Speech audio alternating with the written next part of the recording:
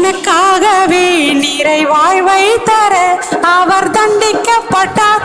அவர் காயங்களால் நாம் குணமாகின்றோம். அவர் காயங்களால் நாம் குணமாகின்றோம். அவர் சிறுமையுற்றார் வெறுத்து ஒதுக்கப்பட்டார். சிறுமையுற்றார் வெறுத்து ஒதுக்கப்பட்டார். உனக்காகவே உனக்காகவே உனக்காகவே மனிதா நீ மனம் மாற மனமில்லையோ?